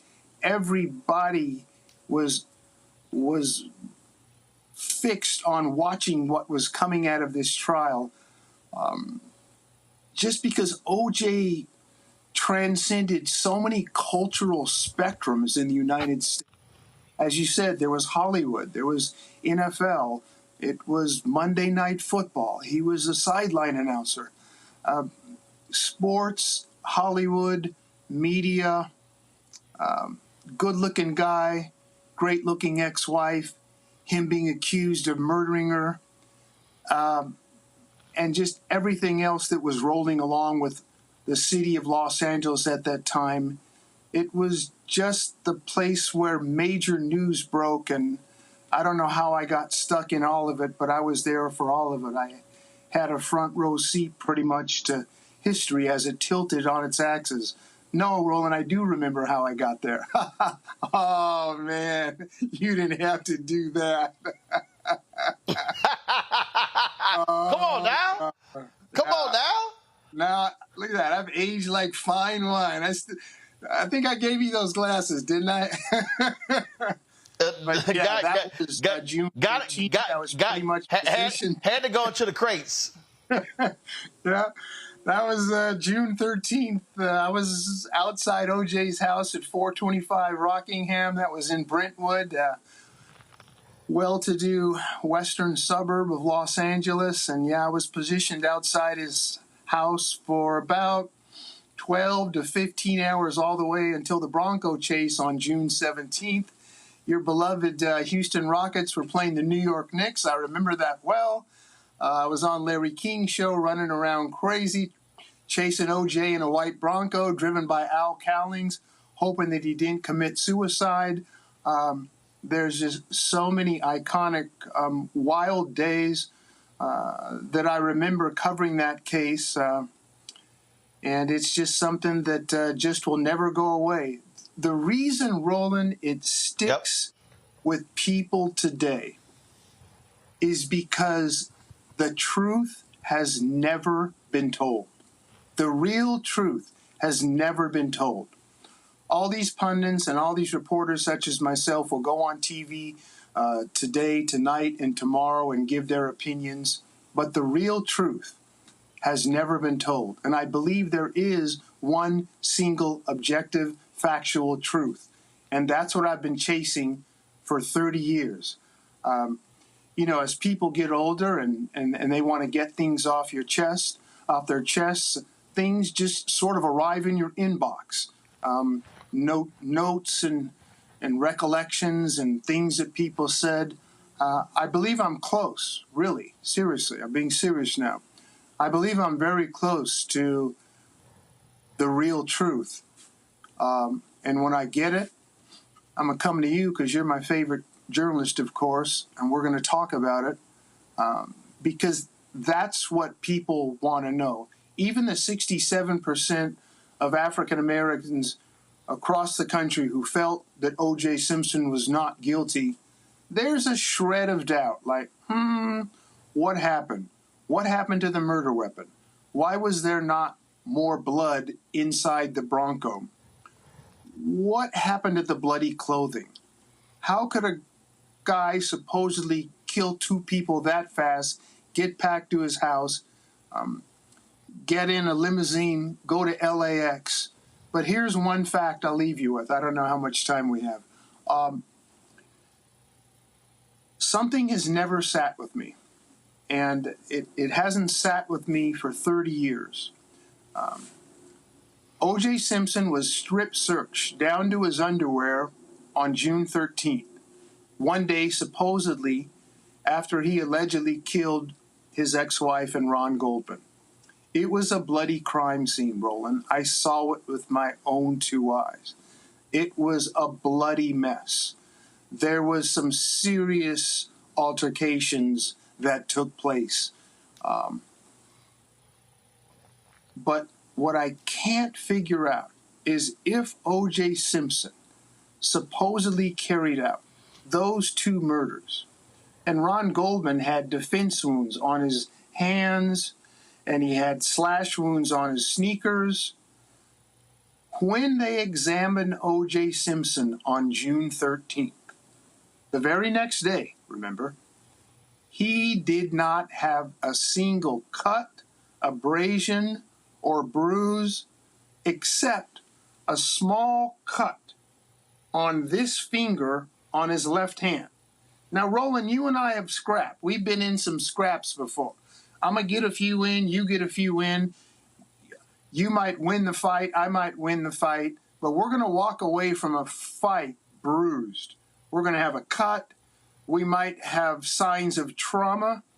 He had none of that on June 13th. And that's what's puzzled me for 30 years. And that's what's pushed me as a journalist. Although I do have an opinion of what happened, I want to find the truth. I want to find that one single truth, that incontestable, factual truth, so I can tell the world what really happened. Mark Watts, we appreciate it. Thanks a lot. Going to my panel for perspective. Reese, you first.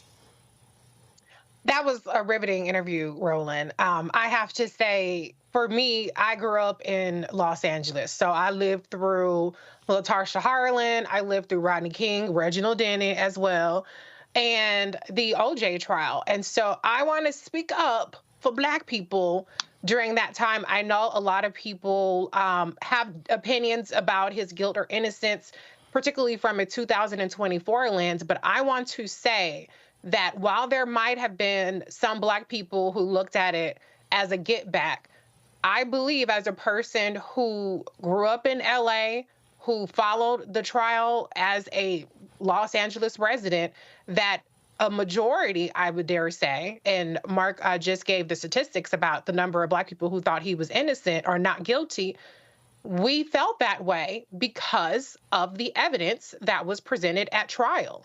And so I just want to be clear that this whole notion that Black people were bloodthirsty, unhinged, irrational, just trying to get a lick back, I don't believe that's really accurate, not for a majority of Black people. I think that Black people largely, and as he said, even a larger number of people and Black people in Los Angeles thought that he was not guilty.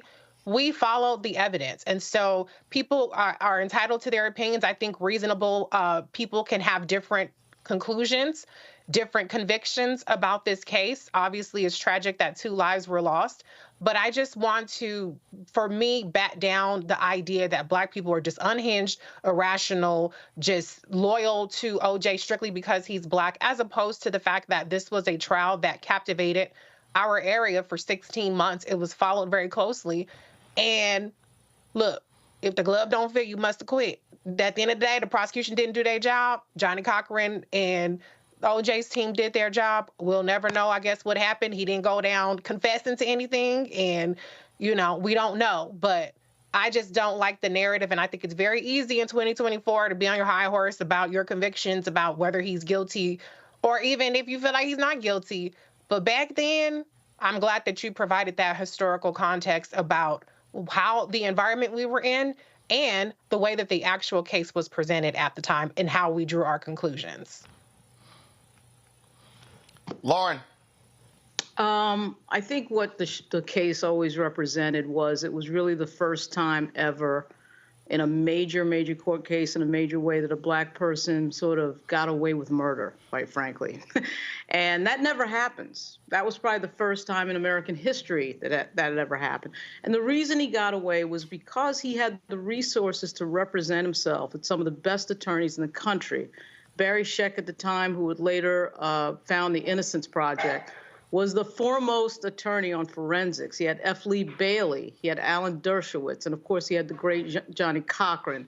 And that's unheard of for a Black defendant any time, any place.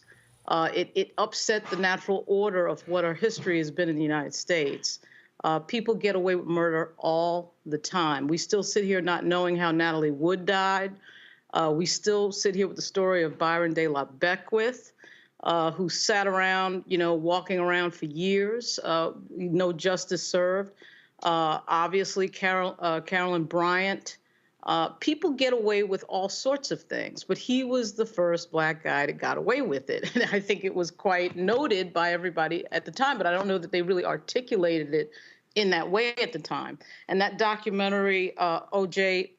Made in America, really goes into a lot of the sort of dynamics that are really not talked about in any nuance when it comes to O.J. Simpson. But it was a terrible thing, though, that two people were murdered. And it's not something that we should just shrug off. But I think we do have to understand the perspective.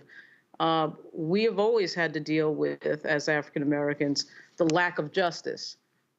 When Lyndon Johnson told the FBI to go find Shorna Goodman and Cheney, they went down there and found the bodies of other people who had disappeared in the South because they'd been lynched and nobody cared. So we, I think, as Black folks, have known that history forever. I think white folks don't know that history. And when O.J. got away with it, it was a huge thing because of that primary reason. That wasn't supposed to happen. And it happened because he had the money. And it happened because, quite frankly, his attorneys were way better than Marsha Clark and what was the other dude's name? It was Christopher Darden. Chris Darden. Thank you. And Chris Darden. Darden. And they couldn't keep up. Chris Darden and Marsha Clark could not keep up. So anyway, that's my take on it. Greg Carr. Absolutely. Yeah, they couldn't keep up. Soft racism. Today is a day where we see that nothing has changed in America. This is not a nation. White folk mad as hell on social media. Black folk are largely silent or making jokes. But remember what Jackie Robinson said at Jesse Jackson said at Jackie Robinson's funeral. He said Jackie has passed away and now he is stolen away home where referees are not allowed.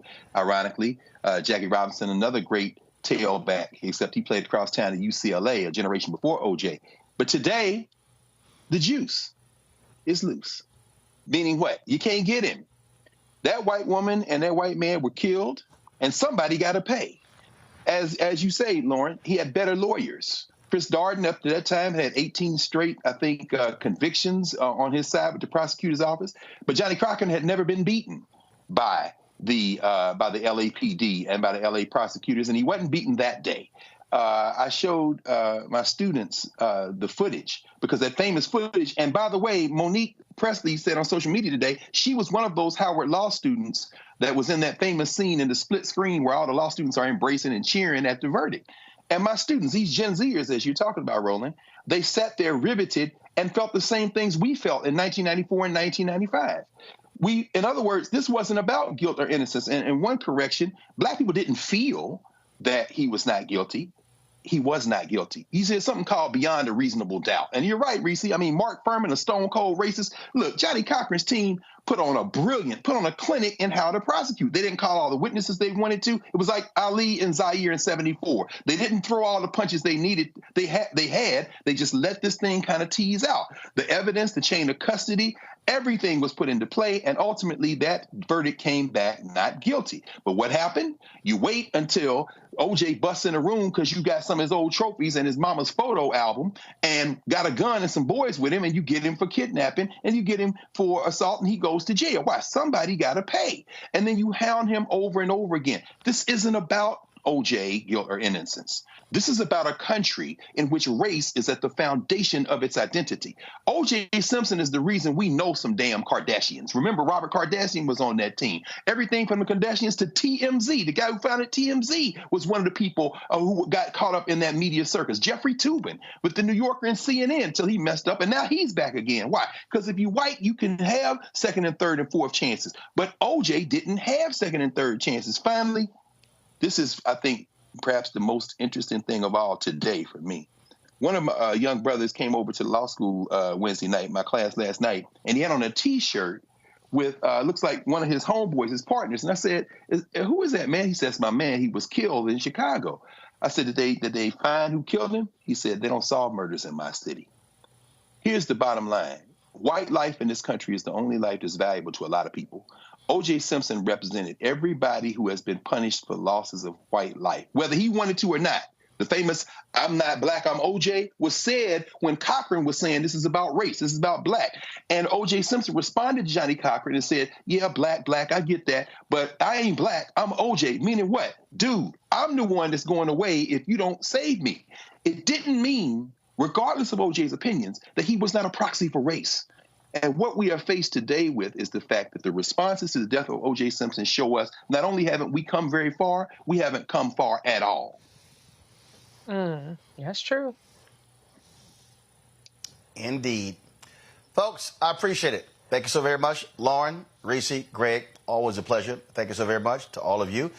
We'll see y'all back in studio tomorrow. Had a great time here at the Masters Augusta National Golf Club. Again, let me shout out Erica Bolden at Mercedes-Benz for extending the invite. Thanks to everybody here for all the wonderful hospitality. Certainly appreciated the time here. Folks, do not forget, support us in what we do. Join our Bring the Funk fan club. You can send your check and money order to P.O. Box 57196, Washington, D.C., 20037-0196. Cash App, $RM Unfiltered. PayPal, R Martin Unfiltered. Venmo is RM Unfiltered. Zelle, Roland at RolandSMartin.com. Roland at RolandMartinUnfiltered.com. Also, download the Black Star Network app, Apple phone, Android phone, Apple TV, Android TV, Roku, Amazon Fire TV, Xbox One, Samsung Smart TV. You can also, of course, check out our 24-hour, 7-day-a-week streaming channel. We're available on the following platforms. Amazon News by going to Amazon Fire. Check out Amazon News. Tell Alexa play news from the Black Star Network. Also, Plex TV, Amazon Freevee, Amazon Prime Video. And don't forget, get a copy of my book, White Fear, How the Browning of America is Making White Folks Lose Their Mind. Available at bookstores nationwide, Barnes & Noble, Amazon, Target, Books A Million, Chapters, Bookshop, Ben Bella Books, IndieBound. Also, get the audio version. Yep, that's me reading on Audible. That's it. I'll see y'all tomorrow right here on Roland Martin Unfiltered on the Black Star Network. Halt!